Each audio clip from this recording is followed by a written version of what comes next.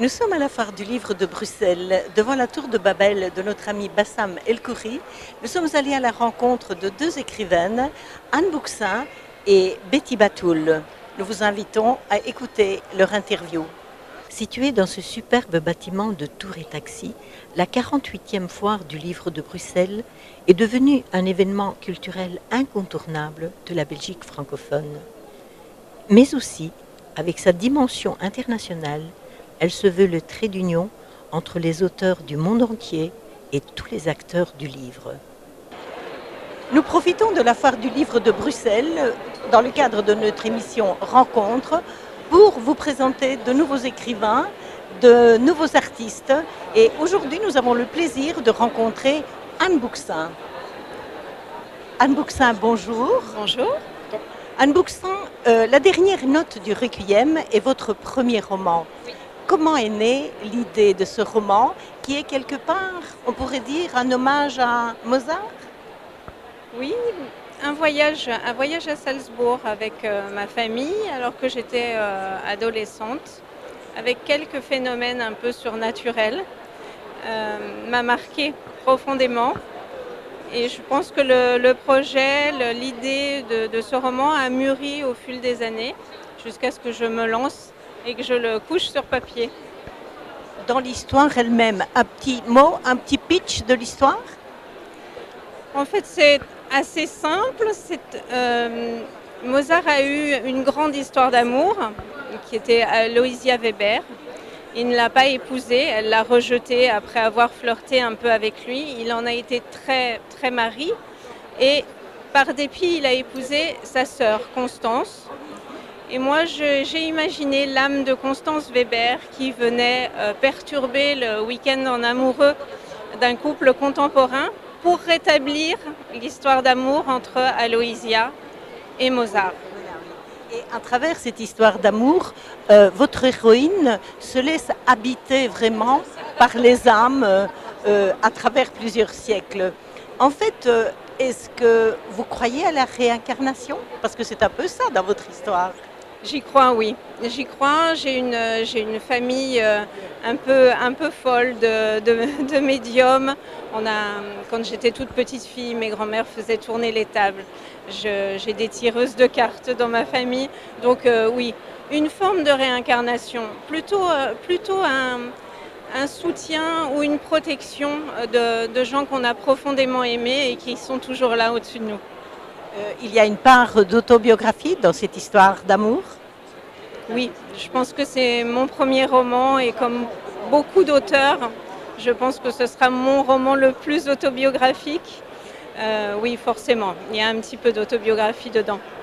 L'histoire est assez originale puisque votre héroïne se laisse vraiment pénétrer par ces différentes âmes et à travers elle, il y a les deux histoires d'amour, l'histoire d'amour manqué de Mozart et l'histoire de sa grande passion que elle, votre héroïne, va vivre. Tout à fait, c'est ce qui m'a amusée justement, ces deux histoires qui ont un point commun, l'amour. L'amour éternel. L'amour éternel. Le fait d'être ici à la foire du livre de Bruxelles, c'est important pour vous? C'est une belle projection pour connaître votre livre? Oui, c'est très important. La Belgique est très chère à mon cœur pour plein de raisons. Et vraiment, je suis très heureuse de ce premier salon et du lancement de ce livre ici pour la foire du livre de Bruxelles. Bien, je vous souhaite un beau succès pour votre premier roman. C'est gentil, merci. Une autre rencontre à la foire du livre de Bruxelles, une rencontre avec Betty Batoul, une écrivaine hors du commun. Bonjour Betty Batoul. Bonjour. Un coquelicot en hiver, pourquoi pas? Une autobiographie un petit peu hors du commun que vous nous racontez là. C'est hors du commun, on peut le dire, et en tout cas c'est ce que les lecteurs disent. Un livre que la plupart dévorent, un livre qui s'articule en deux parties. Malheureusement d'abord ma descente aux enfers, et puis ensuite, on va dire la manière dont j'ai rebondi, la manière dont je me suis reconstruite pour finalement vivre la vie que j'avais toujours rêvée. Un livre, c'est une autobiographie un petit peu particulière, prenante, mais qui a des répercussions dans la vie d'aujourd'hui. Oui, puisque ce livre est à la base de la création d'une association. En fait, beaucoup de personnes qui ont lu ce livre se sont retrouvées dans des passages, mais surtout se sont rendues compte que c'était possible de surmonter les obstacles. Et même après avoir vécu de grandes souffrances, ben, c'était toujours possible de se reconstruire. Donc c'est vraiment un message d'espoir, à tel point qu'aujourd'hui, au sein de cette association que j'ai créée, donc la SBL Succès, j'aide d'autres personnes à rebondir, mais j'accompagne aussi des jeunes à surmonter les obstacles et à avancer, retrouver la motivation. Il y a une belle phrase que vous dites, je n'ai pas la prétention de vous dire comment être heureux, mais si je peux vous aider, pourquoi pas? Ben oui, parce que justement, au bout de toutes ces années, il y a des gens qui m'écrivent aujourd'hui en me disant grâce à toi, aujourd'hui, je vis heureuse, grâce à toi, je me suis mariée, grâce à toi, j'ai été... Donc, effectivement, je me suis rendu compte que grâce à ce livre, des gens sont heureux. Donc, non, je n'ai pas la prétention parce que je veux rester quelqu'un de humble, mais finalement, sur le terrain, je m'aperçois que ça aide des personnes. Donc, ce livre que je viens de publier, Oxydolire, est vraiment la méthode que j'ai appliquée dans ma vie et que je partage aujourd'hui avec le plus grand nombre pour que d'autres personnes encore puissent être heureux. Mais vous venez de citer votre nouveau livre, votre nouvelle Voilà, en fait, souvent les gens qui m'écrivaient ou qui me rencontraient me disaient mais Betty, comment tu fais? Comment tu as fait pour surmonter tout ça? Parce que c'est quand même pas rien. Et puis, quand on te voit, tu as l'air si heureuse alors que tu as une vie de fou. Mais comment tu fais? C'est quoi ta recette? Et en fait, cette recette, je la partage déjà dans les écoles depuis 2010.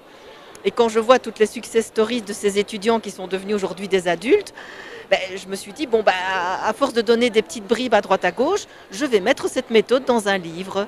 Et donc, Oxydolire est né et est présenté en avant-première à la foire du livre, voilà, de Bruxelles. Et si vous deviez donner une recette en quelques mots, qu'est-ce que vous diriez à vos lecteurs? D'avoir confiance en eux. Et s'ils cherchent une personne formidable, ben, c'est pas nécessaire d'aller très loin. Il faut juste prendre un miroir.